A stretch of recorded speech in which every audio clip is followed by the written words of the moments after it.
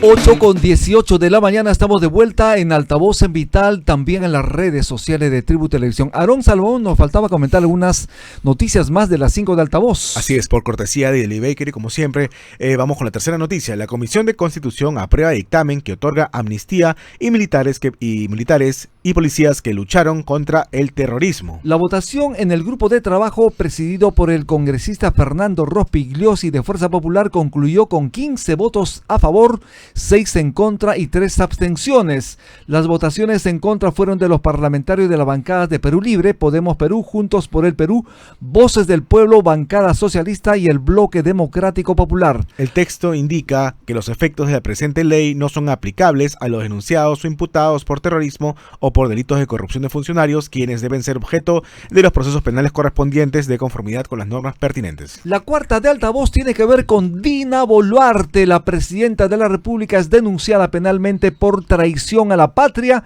y es que esta acusación fue formulada tras la firma del Tratado de Altamar, argumentando que el acuerdo suscrito afecta la soberanía marítima del país y además contradice las disposiciones constitucionales. Sí, que señala que existe soberanía sobre 200 millas marítimas y no como la Convención del Mar, que señala solamente una soberanía de 12 millas. Cualquier tratado que implique cesión o limitación sobre el dominio marítimo resulta inconstitucional y obviamente constituye una afrenta directa contra la integridad nacional, así lo señalan los expertos, en este caso el periodista Vignolo, y aunque todavía no se pronuncian sobre esta denuncia, el canciller Hermer Cialer ha descartado que este acuerdo suscrito en Francia, en Niza, sea inconstitucional y merme los derechos marítimos del país. Señala él, es un tratado ambiental que el Perú puede firmar reafirmando su condición de Estado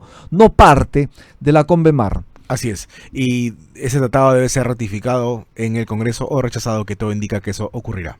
Vamos con la última noticia, ¿no? La última noticia tiene que ver obviamente con la posición del Perú, que destaca como destino turístico de locaciones fílmicas en un festival internacional de cine en México, justamente con ese objetivo de convertir al Perú en uno de los destinos más solicitados por la industria cinematográfica internacional. La Comisión de Promoción del Perú para la Exportación y el Turismo, estamos hablando de PROMPerú, participa en la 40ª edición del Festival Internacional del Cine de Guadalajara, en México, donde a través de la estrategia Film in Perú promociona la diversidad de locaciones que posee nuestro país, así como su riqueza cultural e histórica. Muy importante, y las películas que participan en este festival son Los Inocentes, dirigida por Germán Tejada, el largometraje filmado en Lima, compite por el premio Magüey, y Runasimi, otra película filmada en Cusco de director Augusto Segarra Pineda Arce, entre otros filmes. 8:22 de la mañana, si usted se mantiene aquí en Altavoz Invitado, lo invitamos a compartir el programa en sus redes sociales. Ya estamos aquí con Hans Rotiegerser. ¿Cómo están? Muy buenos días. Él es presidente de APEPO, la Asociación Peruana de Podcaster. ¿Cómo estás, Hans? Hola, ¿qué tal? Gracias por la invitación. Buenos días. ¿Qué significa, a ver, para que las audiencias se entiendan, ¿no?, de una manera muy sencilla, ¿qué cosa es un podcast? Bueno, un podcast es un audio que una persona puede grabar en su celular o con equipo más sofisticado, de 5 minutos, 10 minutos, 15 minutos, y lo subes a internet, ¿no? Entonces es algo así como los blogs. Exacto. Que habían antes, que alguna vez estuvieron de moda acá en el Perú. Solo que es con audio. Solo que es con audio, y como es audio, ya no solamente escribes tú en tu teclado, ya requiere un poquito más de conocimiento, ¿no? de práctica. Eso tiene que ver obviamente con la creación de contenido. Se puede crear contenido audiovisual, y en este caso cuando es un podcast estamos hablando de audio propiamente dicho, ¿es así? Claro, claro. Y aparte hay también subgéneros, ¿no? O sea, hay el video podcast, por ejemplo, exacto, que es un podcast que lo grabas para subirlo en audio, pero aprovechas también para grabarlo con cámaras, y eso también lo subes a YouTube, a TikTok, a donde sea, ¿no? Y es una tendencia importante porque ha subido no solo en el Perú, sino también a nivel internacional, y esto precisamente ha implicado que ustedes, las personas que hacemos podcast, que ustedes hacen podcast, también se forme esta Asociación Peruana de Podcasters. ¿Por qué razón se empieza a de alguna forma aglutinar a estas personas que realizan este tipo de presencia, digamos, en los medios sociales? Claro, lo que sucede es que durante ya una década casi se ha estado haciendo podcast en el Perú. Hubo un momento en el cual creció un montón. Claro. Al comienzo habían podcasts como Langoy, por ejemplo, no sé si has escuchado Langoy Podcast o Wilson Podcast, que tenían una base muy, muy grande, o sea, había un montón de gente que los escuchaba.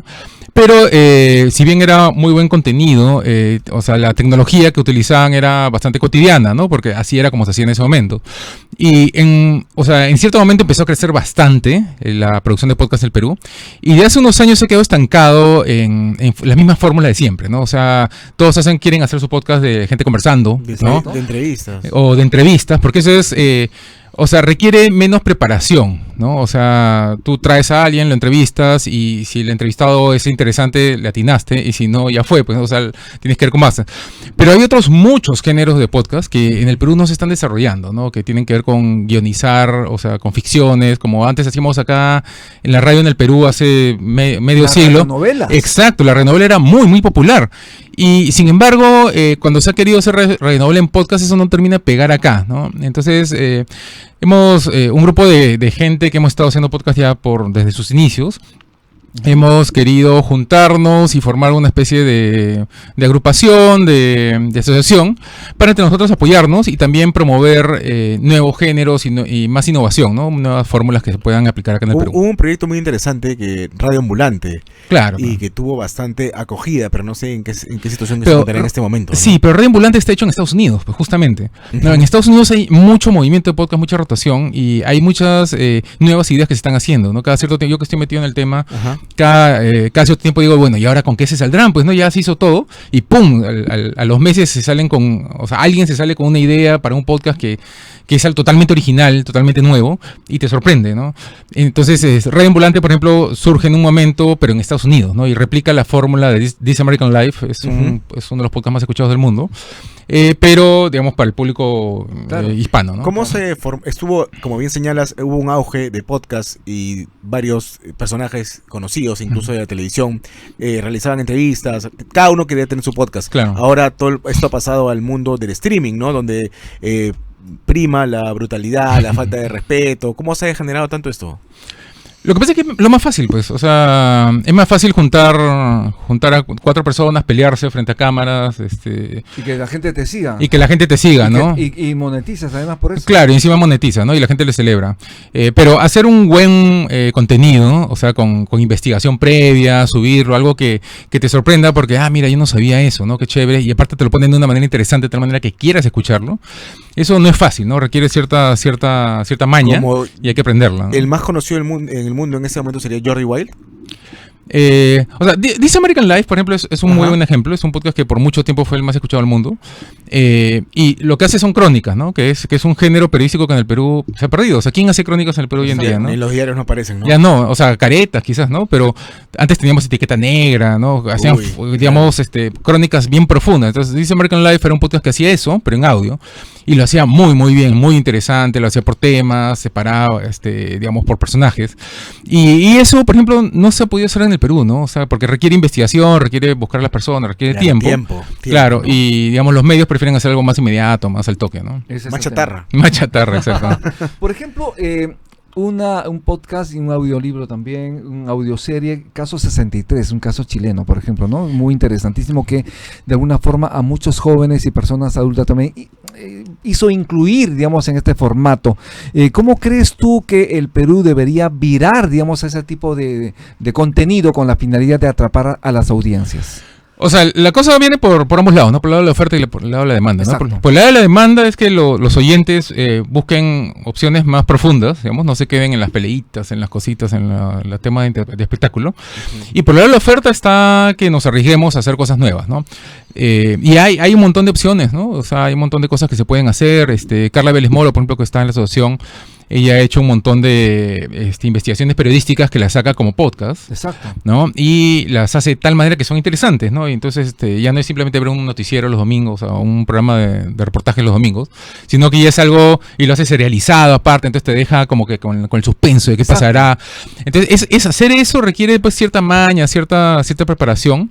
Que no es difícil, o sea, eso se puede hacer con confrontan práctica. opiniones, ¿no? Eso me parece interesante los podcasts, por ejemplo. Claro, bueno, depende, ¿no? Si tú quieres ser objetivo, puedes confrontar opiniones, ¿no? Pero si quieres ser más partidario, puedes hacer, no sé, pues el podcast de tu partido, Sí. ¿no? Y juntar a la gente, ¿no? A Keiko, por cierto, ha anunciado su podcast, ¿no? ¿Sí? ¿También? Sí, Keiko Bueno, Fujimori es su podcast. Su canal de TikTok no le va mal, ¿no? No le va Y mal, ¿no? al de Martín Vizcarra tampoco le va mal.